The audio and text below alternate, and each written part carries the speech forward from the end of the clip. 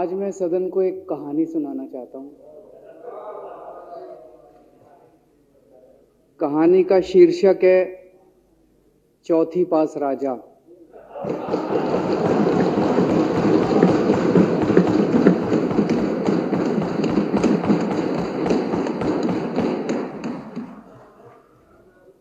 आपने बचपन में राजा रानी की बहुत कहानियां सुनी होंगी।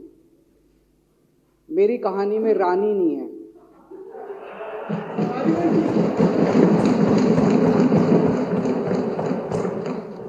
बस राजा है।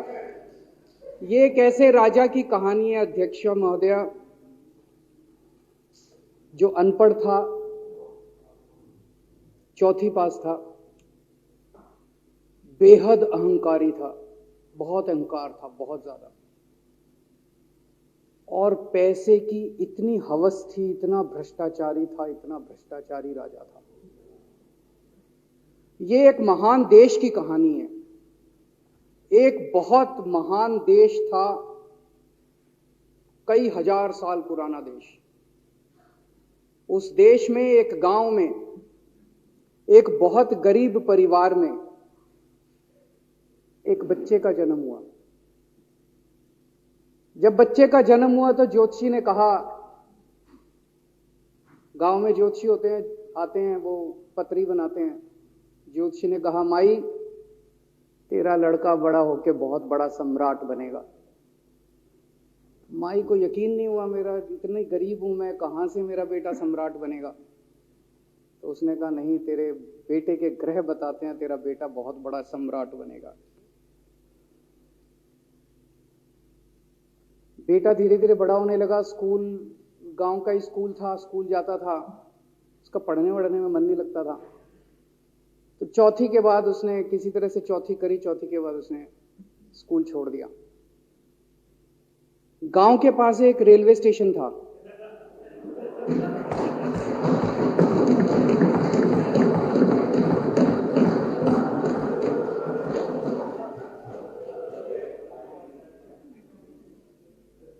तो घर का खर्चा चलाने के लिए वो लड़का वहां स्टेशन पे चाय बेचता था। लड़के को भाषण देने का बड़ा शौक था। सारे गांव के लड़कों को इकट्ठा कर लेता, आसपास के गांव के भी इकट्ठा कर लेता, सामने वो खाट डाल लेता, उस पर चढ़ जाता और भाषण देता। धीरे धीरे आसपास के गांव के लड़के भी इकट्ठे हो गए। जिस भी चीज में भाषण देता, एक बार शुरू हो जाता तो बंद ही नहीं होता। अब ज्योतिषी ने कहा था, लड़का बड़ा हुआ, बड़ा होके एक दिन उस महान देश का वो राजा बन गया। पूरे देश में उसका नाम हो गया चौथी पास राजा। लोग उसको चौथी पास राजा कहते थे। अब उसे आता जाता कुछ था नहीं, पढ़ा लिखा था नहीं। अफसर आते, कुछ अंग्रेजी में चपर चपर करते, उसको समझ नहीं आता। अफसर जो मर्जी उससे साइन करा के ले जाते, जो मर्जी उससे साइन करा के ले जाते। अब वो कुछ पूछे अफसरों से तो उसे भी शर्म आती थी कि मैं पूछूंगा तो उनको लगेगा अनपढ़ आदमी है, पता चल जाएगा। तो उसके भी दिल में ये रहता था, यार मैं पूछूं ना पूछूं। पता नहीं किस किस चीज पे उसने चौथी पास राजा ने साइन कर दिए। फिर धीरे धीरे राजा को ये बुरा लगने लगा, यार ये मेरे को चौथी पास कहते हैं। तो उसने एक फर्जी डिग्री बनवा ली। कहीं से फर्जी डिग्री बना के ले आया, एमए की। बोला मैं एमए हूं। तो लोगों को लगा, यार ये तो ठीक नहीं है, ये तो फर्जी डिग्री हम बना के ले आया हमारा राजा। तो लोगों ने आरटीआई डाली। जो आरटीआई डालता उस पर 25,000 रुपये जुर्माना।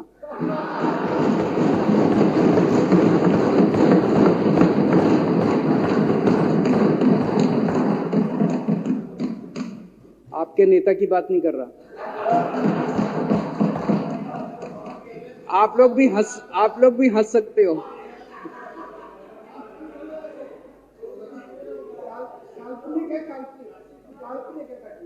तो जो आरटीआई डाले उसको 25,000 रुपए का जुर्माना, जो आरटीआई डाले उसको 25,000 रुपए का जुर्माना। एक दिन कुछ लोग गए चौथी पास राजा के पास, बोले जी एक बड़ा धांसू आइडिया लेके आए हैं। बोले बताओ। बोले जी नोटबंदी कर दो, भ्रष्टाचार खत्म हो जाएगा देश से। तो उसने कुछ पूछा, उसे कुछ समझ नहीं आया राजा को क्या कह रहे हैं क्या नहीं, पर उसे लगा यार कुछ धांसू आइडिया होगा।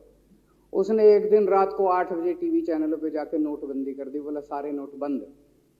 पूरे देश में हाहाकार मच गया, तड़प गए लोग, धंधे बंद हो गए, दुकानें बंद हो गई, लोग बेरोजगार हो गए, बुरा हाल हो गया पूरे देश। लंबी लंबी लाइनें लग गई पूरे देश के अंदर।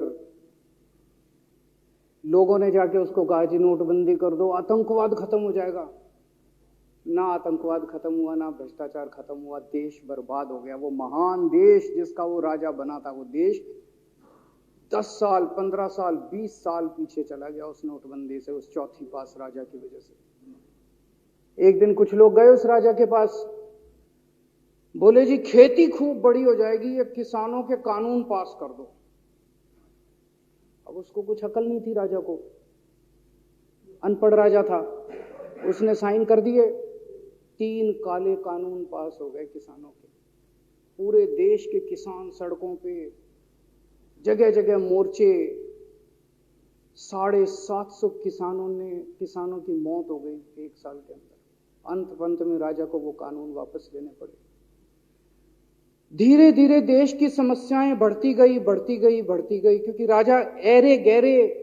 इससे पहले एक और राजा आया था, मोहम्मद बिन तुगलक, वो भी ऐसे ही करता था। कभी उसने देश की राजधानी बदल दी, कभी बोला मैं चमड़े के सिक्के बनाऊंगा। उसी तरह से ये था अनपढ़ राजा, कुछ भी कर देता था। अब राजा को एक दिन लगा यार मैं तो राजा बन गया, पता नहीं कितने दिन रहूंगा।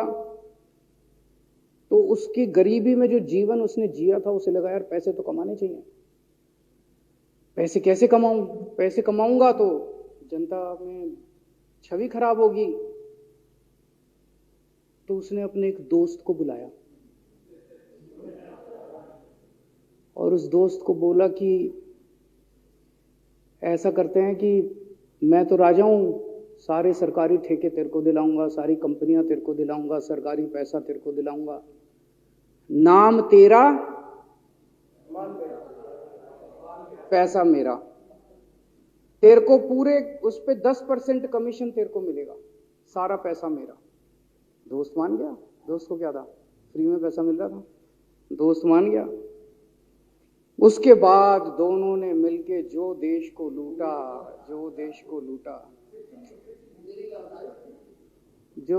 लूटा। सबसे पहले वो दोस्त आया, बोला सर सबसे पहले बैंकों को लूटते हैं। तो वो बोला वो कैसे यार, बैंकों को लूटेंगे तो ये तो ठीक नहीं है। बोला नहीं ऐसे करते हैं, आप किसी बैंक के चेयरमैन को बुलाओ, उसको बोलो कि वो मेरे को लोन देगा। तो बोला लोन देगा तो वापस करना पड़ेगा। बोला वापस कौन करेगा, वापस थोड़ी करना है, आप राजा हो, वापस नहीं करना, लोन दिला दो बस। तो राजा ने एक बैंक के चेयरमैन को बुलाया, बोला इसको लोन दे। तो वो चेयरमैन की सिट्टी पिट्टी गुम हो गई, यार मैं तो मर जाऊंगा, फंस जाऊंगा, वो भाग गया। तो फिर उन्होंने ढूंढ ढांड के एक ऐसा चेयरमैन चुना जो कि सरासर भ्रष्टाचारी, जिसके ऊपर 10 फाइलें खुली हुई, जिसके ऊपर 10 केस चल रहे, उसको बुलाया। बोला देख तेरे को चेयरमैन बना रहे हैं, अब तू 10,000 करोड़ रुपए दे दे इसको, नहीं तो तेरे को जेल भेजेंगे। जेल जाना है कि पैसे दे रहा है? उसने कहा माई बाप मैं जो कहोगे जहां कहोगे साइन कर दूंगा। उसने 10,000 करोड़ रुपए का लोन उसके दोस्त को दे दिया। ऐसे करते करते 1,00,000 2,00,000 करोड़ रुपए इन्होंने बैंकों से लूट लिए। राजा ने, चौथी पास राजा ने और उसके दोस्त ने मिलकर 2-2.5 लाख करोड़ रुपए बैंकों से लूट लिए। अब बैंकों से पैसा लूटने के बाद उन्होंने देश को खरीदना चालू किया। सबसे पहले उन्होंने देश के एयरपोर्ट खरीदे, पहले 6 एयरपोर्ट खरीदे, फिर उन्होंने बिजली कंपनियां खरीदी, फिर उन्होंने बिजली के दाम बढ़ा दिए पूरे देश के अंदर, फिर उन्होंने सी पोर्ट खरीदने चालू कर दिए, फिर उन्होंने कोयले खदानें ले ली, फिर इन्होंने पुलिस को भेज भेज के जो लोगों की कंपनियां थी, प्राइवेट लोगों की कंपनियां, यहां बंदूक रख रख के उनकी कंपनियां छीन ली राजा ने और उसके दोस्त ने। हाहाकार मच गया पूरे देश के अंदर। इतनी महंगाई हो गई, इतनी महंगाई हो गई पूरे देश में। पहले गैस 400 रुपए सिलेंडर होती थी, चौथी पास राजा के आने के बाद 1100 रुपए सिलेंडर हो गई। पहले पेट्रोल 71 रुपए होता था, 97 रुपए हो गया। पहले डीजल 57 रुपए होता था, 90 रुपए लीटर हो गया। जब पेट्रोल के दाम बढ़ गए, डीजल के दाम बढ़ गए, तो सारी चीजों के दाम बढ़ गए देश के अंदर।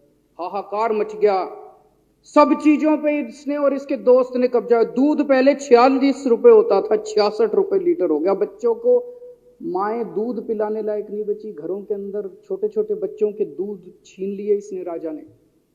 सरसों का तेल 90 रुपए लीटर होता था, 214 रुपए हो। बताओ, धीरे धीरे पूरे देश में हाहाकार मच गया। लोग अब राजा के खिलाफ आवाज उठाने लगे, लोग उसके खिलाफ बोलने लगे। तो राजा ने कह दिया, जो मेरे खिलाफ बोलेगा पकड़ के जेल में डालो। एक के बाद एक राजा ने लोगों को पकड़ पकड़ के जेल में डालना शुरू कर दिया। किसी ने राजा का कार्टून बना लिया, उसको भी जेल में डाल दिया। किसी ने राजा का नाम गलत ले दिया, उसको भी जेल में डाल दिया। किसी टीवी चैनल वाले ने राजा के खिलाफ लिख दिया, उसको भी पकड़ के जेल में डाल दिया। किसी जज ने राजा के खिलाफ कोई ऑर्डर कर दिया, उसको भी पकड़ के जेल में डाल दिया। ना जजों को छोड़ा, ना पत्रकारों को छोड़ा, ना मीडिया को छोड़ा, ना व्यापारियों को छोड़ा, ना उद्योगपतियों को, किसी को नहीं छोड़ा। राजा ने पकड़ पकड़ के उसने चौथी पास राजा ने सबको जेल में डालना चालू कर दिया। एक महान देश कहां से कहां पहुंच गया। उसी देश के अंदर एक छोटा सा राज्य था, उस राज्य का एक मुख्यमंत्री था।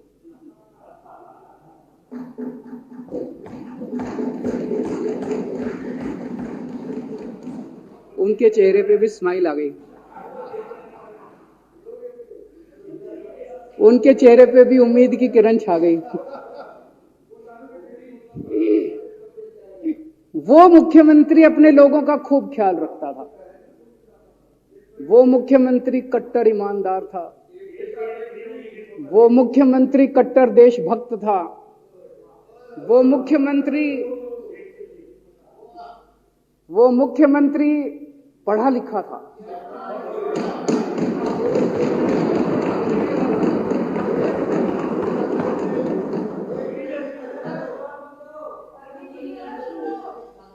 उस मुख्यमंत्री ने अपने लोगों को महंगाई से छुटकारा दिलाने के लिए बिजली मुफ्त कर दी। भाई साहब, उसके बाद तो चौथी पास राजा पागल हो गया। उसने बुला के जो हड़काया उस मुख्यमंत्री को कि तेरी हिम्मत कैसे हुई। उसे लगा राजा ने तो सारी बिजली कंपनियों पे कब्जा कर रखा था। उसे लगा अगर ये बिजली मुफ्त करने लग गया तो बाकी देश में तो मेरा बेड़ा गर्क, मेरी बिजली कंपनियां लुट जाएंगी, ऐसे कैसे चलेगा।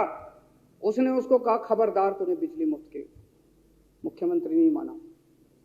धीरे धीरे उस मुख्यमंत्री ने अपने गरीबों के स्कूल ठीक करने चालू कर दिए।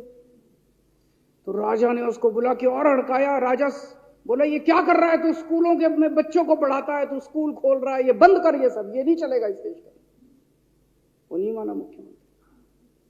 फिर उसने मुख्यमंत्री ने सबके इलाज मुफ्त कर दिया, सबके लिए शानदार मोहल्ला क्लिनिक खोल दिए, इलाज मुफ्त कर दिया। राजा तो बिल्कुल ही पागल हो गया। धीरे धीरे जनता को पता चला कि राजा कैसा है। एक दिन लोगों ने उस राजा को उखाड़ के फेंक दिया।